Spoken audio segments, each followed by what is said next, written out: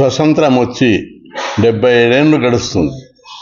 కానీ ఈ దేశంలోని మెజార్టీ ప్రజలైనటువంటి వెనుకబడిన కులాలకు, బీసీ కులాలకు రాజ్యాధికారంలో, పాలనలో, ఆర్థిక అభివృద్ధిలో ఏ దానిలో కూడా పూర్తి స్థాయి వాటా లభించలేదు. అందుకే మళ్ళా పెద్ద ఎత్తున పోరాటం. రాజ్యాంగ రచన సమయంలో బీసీలకు అన్యాయం జరిగింది. అదేవిధంగా అనేక సార్లు 76 సంవత్సరాలు 121 సార్లు రాజ్యాంగాన్ని సవరించారు. కానీ బీసీల అభివృద్ధి గురించి, బీసీల వాటా గురించి ఒక్కసారి కూడా రాజ్యాంగాన్ని సవరించలేదు. అందుకే దేశంలో ఉన్న, రాష్ట్రంలో ఉన్న బీసీలందరూ గుర్తించాలి, మనము అణచివేత కింద, కనిపించని దోపిడీ కింద, కనిపించని అణచివేత కింద, కనిపించని వివక్షత కింద మనం అందరం జీవిస్తున్నాం. మనం తెల్లబట్టలు వేసుకున్నాం, బండ మీద తిరుగుతున్నాం, కార్లలో తిరుగుతున్నాం అని అల్ప సంతోషం కాదు. 100 కోట్లలో ఉన్నోళ్ళు 100 కోట్లకు పోయారు, 100 కోట్లలో ఉన్నోళ్ళు 1000 కోట్లకు పోయారు. బీసీలు మాత్రం ఇండస్ట్రీ లేదు, పరిశ్రమలు లేవు, కంపెనీలు లేవు, వ్యాపారాలు లేవు. అదే వ్యవసాయం, అదే చేతి వృత్తులు, అవే కుల వృత్తుల కాడే జీవిస్తున్నారు.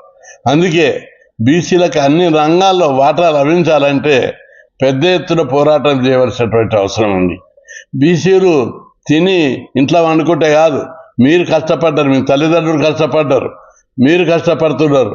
మీ పిల్లలు భవిష్యత్తులో కష్టపడొద్దంటే వాళ్ళందరూ గొప్ప గొప్ప వాళ్ళు కావాలి. రాజకీయ నాయకులు, పారిశ్రామికవేత్తలు, వ్యాపారవేత్తలు కావాలంటే తప్పనిసరిగా ఒక దశకం లోపల పోరాటం చేయవలసినటువంటి అవసరం ఉంది.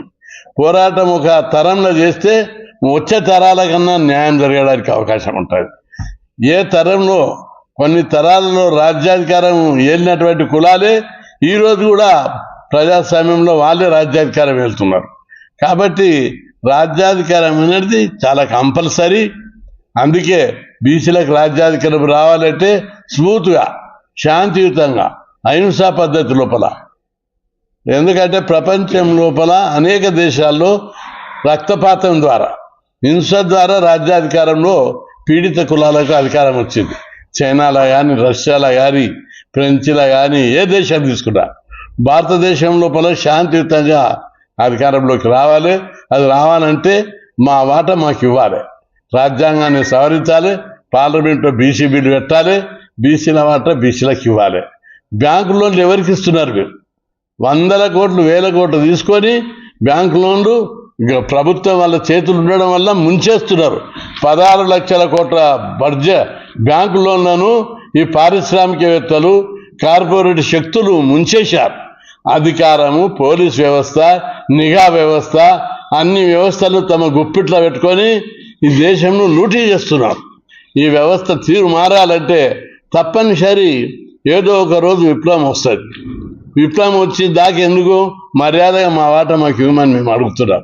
మేము విప్లవం వద్దు, రక్తపాతం వద్దు, హింస వద్దు, శాంతియుత విప్లవాల ద్వారా మనకు వాటా లభించాలి. పేద కులాల మేము తమ్ముళ్ళం, మీరు అన్నారు, మా తమ్ముళ్ళ వాటా తమ్ముళ్ళకి. ఒక తల్లికి 4 పిల్లలుంటే చట్టసభలో బీసీలకు 50% రిజర్వేషన్లు ఇవ్వాలి. అదేవిధంగా కేంద్రంలో ఏం రోగమైందో ఒక మంత్రిత్వ శాఖ పెడితే మొన్న ఓ మత్స్యశాఖ పెట్టారు, కోఆపరేటివ్ శాఖ పెట్టారు, అనేక శాఖలు పెడుతున్నారు పార్లమెంట్లో. ఒకసారి మాట్లాడితే, ఎవరన్నా బీసీల గురించి మాట్లాడితే నెక్స్ట్ టైం నుంచి కట్ చేస్తున్నారు, ఛాన్సే రాకుండా చేస్తున్నారు. ఈ పరిస్థితి మారాలి. ఈ పరిస్థితి మారి బీసీల గురించి మా చర్చ జరగాలి, పార్లమెంట్లో చర్చ జరగాలి. పార్టీలకు అతీతంగా అన్ని పార్టీల్లో ఉన్నటువంటి బీసీలు తిరగబడి హక్కుల కోసం, జాతి కోసం, తాము పుట్టిన కులానికి న్యాయం చేయడానికి పార్టీలకు అతీతంగా, వ్యక్తిగత ప్రయోజనాలకు అతీతంగా జాతి కోసం, జాతి బిడ్డల కోసం మనం పోరాటం చేసే సమయం ఆసన్నమైంది.